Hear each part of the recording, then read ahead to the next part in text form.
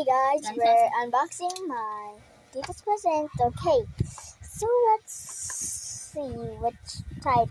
It could be this one or this one or this one. There's a lot of versions of these Labubus. There's even this one. Okay, Go unbox it. okay, let's see. May tape pa. Let's remove the tape first. It's mystery box.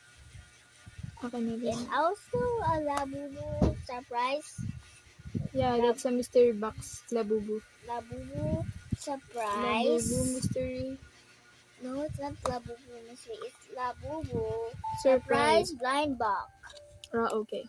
Go. Let's What do you want to get? any type. Any type of Labubu? Let's see what if it's a scam. It's scam? Oh, it's card. Okay. Oh, there's actually a Labubu and we got Orange. we But got dala namang orange dyan. there's actually some mystery Labubus that we cannot And even- then a card. Dalawa. there's Whoa, there's more. There's 3 cards of these Labubus. So, karton It's pa na. all about rock, paper, scissors. Tsaka ito. Oh, there's only 2. Pwede siyang keychain, be.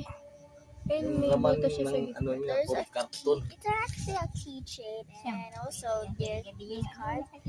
It's the one that has the evil Labubu and the angel one.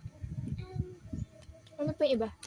Also, we have this one, which is of the normal Labubu and the bad one again. Also, we have this one, which is the skydiver Labubu. Also, it has this design on the back, which it says Labubu, and there's a Labubu here, and also there's a Labubu here. Imagine it's Nasa lang just yan. like this figure. Binasa lang yan.